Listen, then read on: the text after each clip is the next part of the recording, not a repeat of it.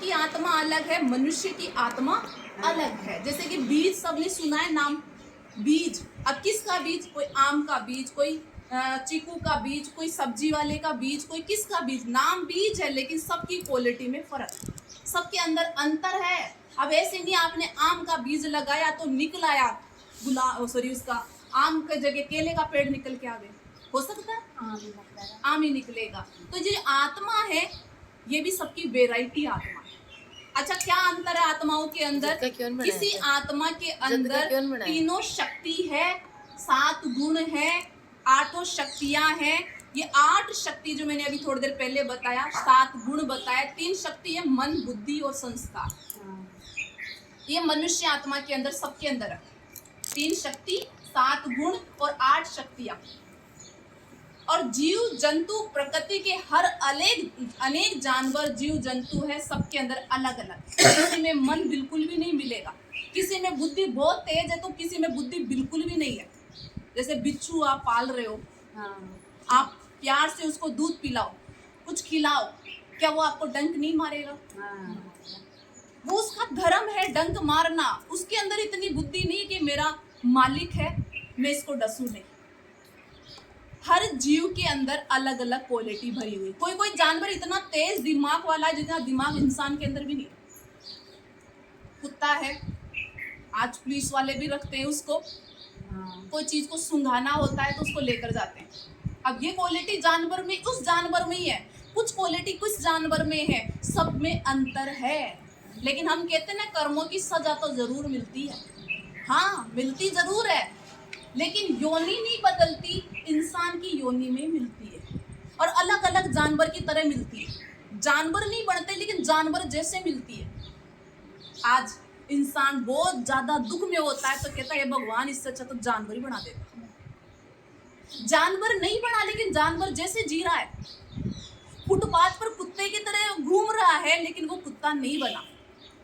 वहीं पर एक आप कुत्ता देखोगे वो भी झूठन खा रहा है, गंदगी खा रहा है, वहीं सो जाता है, दूसरे दिन भी वही काम करता है।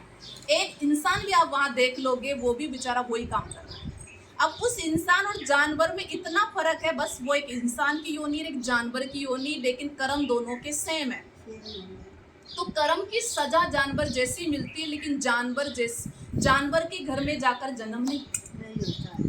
इंसान के घर में ही जन्म होगा लेकिन वो इस गति में चला जाएगा, तब तो पश्चाताप करेगा कि हे भगवान मैंने क्या कर्म किया। जानवर बनने के बाद वो हे भगवान कह करके, देखो आज मंदिर मस्जिद कहीं भी इंसानों की भीड़ लगी हुई है, जानवर क्यों नहीं जा रहा? जानवरों को हम पालते हैं, जानवर मुझे क्यों नहीं पाल रहा? कई जगह आप देखोगे कि जानवर भी दुखी है। आज कलयुग का समय है कि कर्मों की सजा हर किसी को मिल रही है, हमें मिल रही है। हम सबसे ऊंच आत्मा है मनुष्य आत्मा, तो हमारी प्रकृति को भी मिल रही है। हमारी जो भी रचना है पीछे, उन सारी रचना को मिल रही है, क्योंकि रचयिता ही गलत कर्म करने लग गया तो उसकी रचना भी खराब हो गई और उसका दुख, उसकी तकलीफ जो होगी वो हमारे पर असर डालेगी। हमने प्रकृति को दूषित किया है तो प्रकृति सबसे ज्यादा दुख भी मनुष्य को ही देगी। उसमें परेशान, उसमें आत्माएं परेशान होगी और आज हो रही है। तो मनुष्य की कर्म की सजा मनुष्य की योनि में ही उसको मिलती है। आजकल तो साइंस ने भी ये प्रूव कर दिया, वैज्ञानिक लोगों ने भी। एक आत्मा को पीछे लेकर गए पिछले जन्म में कि उसको यादाश्त में, जैसे कईयों को यादाश्त भी आ जाती है, हाँ। मैंने तो काफी प्रूफ देखे ऐसे, हाँ। पिछले जन्म याद आ गया तो इंसान का ही बताया, किसी ने जानवर का नहीं बताया। मैं फलाने घर का था, फलाने रिश्तेदार में था, ये था।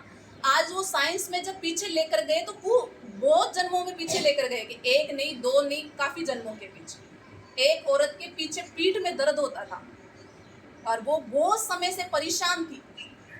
सब डॉक्टरों को दिखाया तो साइंटिस्ट को दिखाया कि उसने कहा कि मैं 5 जन्मों में ले जाके देखते हैं कि आपको हुआ क्या था। तो 1 जन्म नहीं 2 जन्म नहीं, उसको ऐसे जन्मों में ले जाकर दिखाया कि इसमें तो कुछ नहीं हुआ, मेरा शरीर आराम से छूटा। हर जन्म में इंसान का ही रूप दिखाया। हाँ, स्त्री पुरुष भी बन सकती है, पुरुष स्त्री भी बन सकता है, लेकिन इंसान भी बनता है। तो उसमें एक देखा कि वो 1 जन्म में फौजी में थी, फौज में गई हुई थी, वहां वो पुरुष के शरीर में थी। उसको उसको गोली लगी थी और एकदम से बस गोली लगी के हाय राम करके वो शरीर छोड़ दी। गोली के दर्द से शरीर छूटा एकदम से। वो दर्द अंत गति, जो अंतमति जो होता है वो सौ गति होती है, वो ही स्मृति में दोबारा जन्म होता है। तो वो पीड़ा आज तक उसको दे रही थी, लेकिन जैसे ही उसको ये पता चला कि ये मेरा दर्द वहां का था, ऐसे ऐसे हुआ था, फिर वो दर्द खत्म हो गया उसका। ये रियल घटना है। तो मनुष्य मनुष्य ही बन करके कर्मों की सजा भोगता है। कई बार आपने सुना है, हम सब बातें पहले मैं भी मजाक में हम भी करते थे घर में कि मैं तो फलाना जानवर बनूंगी, फलाना पक्षी बनूंगी, ये बढ़िया रहता है, उड़ के कहीं भी कुछ भी खा लेगा। एक बार हमने ये भी सुना था कि अगर कोई चोरी करता है तो वो बिल्ली बनेगा जाकर। अब बिल्ली का काम जानते हो क्या होता है? रोज क्या करती है? चोरी करके खाती है। एक घर से आप डांट के भगा दोगे, दूसरे घर में खाएगी, दूसरे घर से निकालो, तीसरे घर में जाएगी। उसको कभी ये फील नहीं होगा कि लोग मुझे गालियां दे रहे हैं, आज तो मैं कमा के खा लूं। अगर इंसान की योनि में अगर ये बात होती है, एक दिन वो इंसान पश्चाताप जरूर करने लग जाता है कि लोग मुझे इतना बोल रहे हैं, आज तो मुझे कुछ करना ही पड़ेगा। बैठ जाओ। तो इंसान की योनि में पश्चाताप शब्द आता है। जानवर बनने के बाद जब वो आत्मा पश्चाताप ही नहीं कर रही तो बदलेगी कैसे? सोचो, आज वो चोरी कर रही है, कर्म के अनुसार तो दोबारा भी बिल्ली बनेगी। बिल्ली तो चोरी करती रहेगी तो हमेशा बिल्ली बनती रहेगी। तो फिर उसको सजा नहीं मिल रही है, बदलाव नहीं हो रहा है, तो वो इंसान की योनि में कैसे आएगी? आज हम इंसान कोई गलती करता है, अच्छा करते करते मुझसे कोई गलती हो गई, अब मुझे किसी ने समझाया कि तुमने तो बहुत बड़ा पाप किया, तुमने तो बहुत बड़ी गलती करी, अब मैंने तौबा किया, मैं आगे से नहीं करूंगी। मैंने फील कर लिया कि वाकई में मैंने बहुत बड़ा पाप किया है, तो फिर मैं क्या करूंगी? अब अच्छा काम करूंगी। इस अच्छे कर्म के कारण फिर मेरा अच्छा जन्म भी होगा, मुझे अच्छा परिवार भी मिलेगा। तो सजा पश्चाताप करना होता है। और आज जीवन में तो देखा जाए हर कोई भोग रहा है कर्म। अगर मैंने पिछले जन्म में पाप किए थे तो मैं जानवर बनना चाहिए आज हमारे को। आज मैं इंसान की योनि में क्यों भोग रही हूँ? कोई कहते कि कर्मों की सजा, अगर बुरा कर्म करता है तो जानवर बनता है, तो हम तो सब जानवर हो जाने चाहिए आज, क्योंकि सब भोग रहे हैं। कोई ये दर्द, कोई ये प्रॉब्लम, कोई ये क्या कहानियां सुना रहा है, कोई क्या कहानी सुना रहा है। तो कर्म की सजा जरूर मिलती है, लेकिन उसी योनि में मिलती है। परिवर्तन क्या होता है? जैसा कर्म वैसा फल, जैसी गति। अब कोई बिल्कुल गरीब घर में जन्म लिया है, क्या भगवान ने उसमें बदलाव डाला? कोई बहुत अमीर घर में जन्म लिया है, क्या भगवान ने उसके साथ किसी के साथ न्याय, किसी के साथ अन्याय किया? फिर तो भगवान बहुत खराब है, फिर तो भगवान के मंदिर में आना ही नहीं चाहिए हमारे को। गाड़ी तो उसको देते हैं, लेकिन प्यार भी उसी से करते हैं, क्योंकि हमें पता है झूठ तो हम ही हो सकते, वो नहीं हो सकता। गलत हम ही हो सकते, वो नहीं हो सकता। वो भगवान है, वो मेरा माँ बाप है। माँ बाप कभी भी ये नहीं चाहता कि बच्चा थोड़ा सा भी दुखी हो जाए, चाहे बच्चा नालायक ही क्यों ना हो, कहना क्यों नहीं मान रहा हो, लेकिन कभी भी माँ से बद्दुआ नहीं निकलेगी। हे भगवान इसको सद्बुद्धि दे दे, हे भगवान इसके लिए ये कर दे, लेकिन कभी भी गाली गलौज में उसको बद्दुआ नहीं देगी कि ये हमेशा दुखी हो जाए। भगवान मेरे माँ बाप है, तो आप सोचो वो ऐसी दुर्गति कर सकेगा कि वो जानवर योनि में या वहां जाकर सड़े? नहीं, ये मेरे कर्मों का फल है। कर्मों के फल से ही अच्छा और बुरा जन्म मिलता है। आम का बीज आम का ही फल लाएगा और केले का केला ही लाएगा। कर्म के अनुसार फल जरूर मिलेगा। अगर हमने काणे बीज बोए तो काणा फल जरूर मिलेगा। अच्छा बोया है तो अच्छा मिलेगा, लेकिन योनि नहीं बदलेगी। ठीक है। आज देखो सुसाइड केस हो रहे हैं बहुत ज्यादा संसार में, आत्महत्याएं बढ़ रही है। कोई जानवर जा रहा है, जानवर जाकर खुद से मर रहा है। अगर उन्होंने पाप करके वो जानवर बने हैं तो सबसे ज्यादा दुख उनको होना चाहिए और उनके ज्यादा केस बनने चाहिए। लेकिन कोर्ट कचहरी, जितने दुख, जितनी पीड़ाएं, जितना भोग रहा है इंसान भोग रहा है। तो इंसान क्या कर रहा है? कर्मों का हिसाब किताब ले रहा है। आज अच्छा कुछ जीवन में मिल जाता तो क्या कहते हैं, मेरे कर्म अच्छे थे, जरूर मैंने कोई अच्छा कर्म किया था जो आज मुझे अच्छा फल मिला है।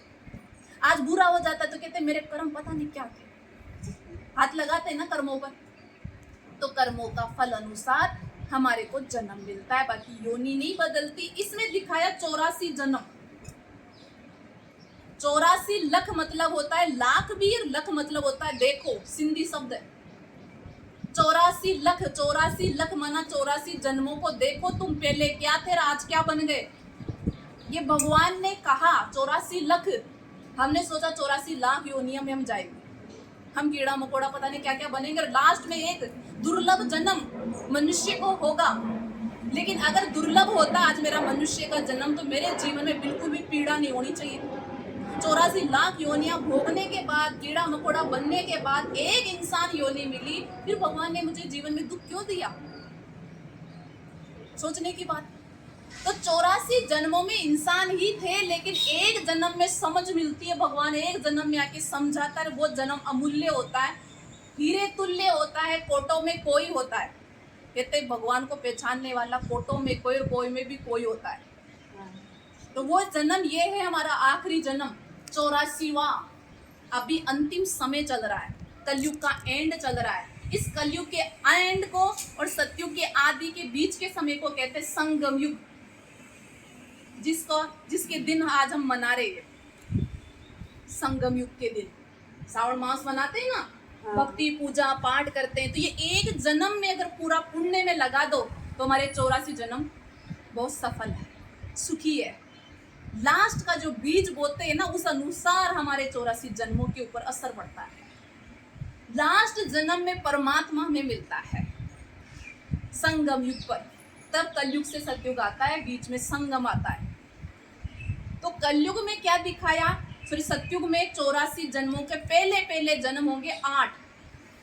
सतयुग में जन्म थे 8, 1250 वर्ष में 8 ही जन्म। क्यों? एक जन्म की आयु थी 150 वर्ष।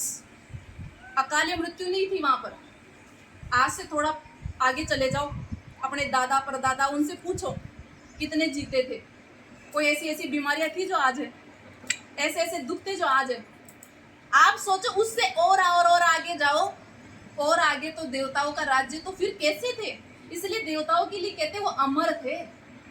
अमर शब्द मतलब मौत का नाम नहीं था वहां पर। शरीर तो वो भी छोड़े, लेकिन शरीर छोड़ने को कहा, पुरानी खाल छोड़ी नई खाल ले ली। सरप के मिसाल देते ना, सरप काचड़ी बदल देता है, ऐसे पुरानी काचली छोड़ देते थे, नई पहन लेते थे, दुख नहीं।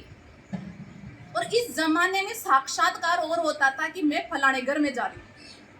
माँ को भी साक्षात्कार होता था कि बच्चा आने वाला है। गर्भ धारण भी पवित्रता से होता था, पवित्रता थी पहली चीज वहां पर। आत्मिक दृष्टि थी, या आत्मा है, मैं भी आत्मा हूं। मोह विकार नहीं था वहां पर। काम क्रोध लोभ मोह अहंकार, ये 5 विकार सबसे मोटे विकार है। ये विकार वहां नहीं थे। आत्मा कंचन काया की 16 कला संपूर्ण निर्विकारी। सतयुग में 8 जन्म। सबसे पहला जन्म किसका? सतयुग का पहला प्रिंस है श्री कृष्ण, जिसकी आज सबसे ज्यादा पूजा होती है। सबसे ज्यादा पवित्र आत्मा, 16 कला संपूर्ण निर्विकारी श्री कृष्ण की आत्मा। राधा और श्री कृष्ण पहला पत्ता, पहला पुरुष सृष्टि का। सृष्टि को झाड़ भी कहा गया है।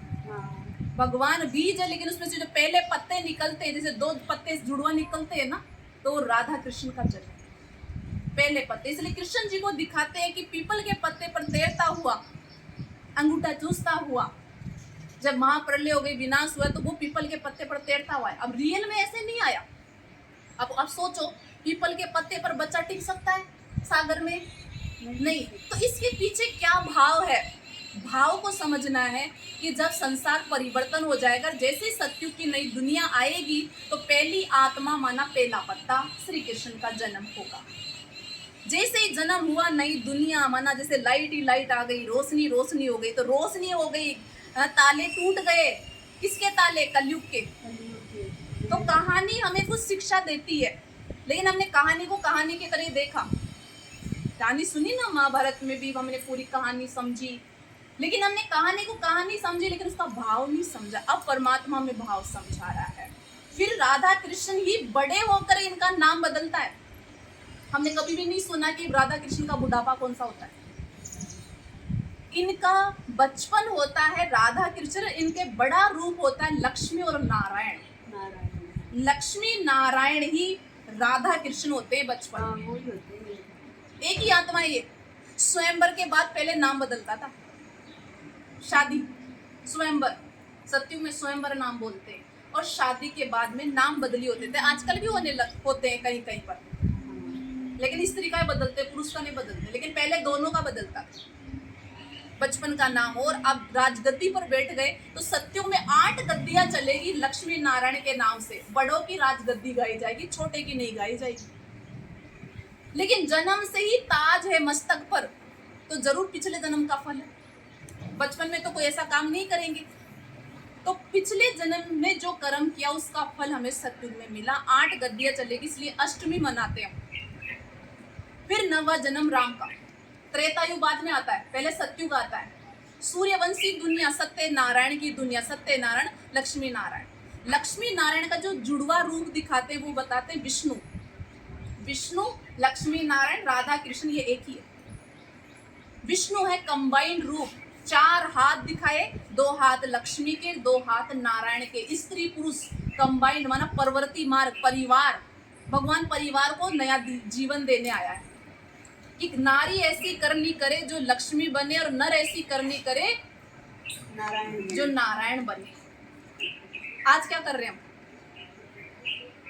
वो करनी कैसी करे? कल के चित्र में मैंने आपको शिक्षा दी थी। विष्णु के हाथ में 4 अलंकार दिखाए थे, किस किस को याद है? पहले हाथ में क्या दिखाया विष्णु? चक्र, जिसका सही अर्थ बताया था सुदर्शन।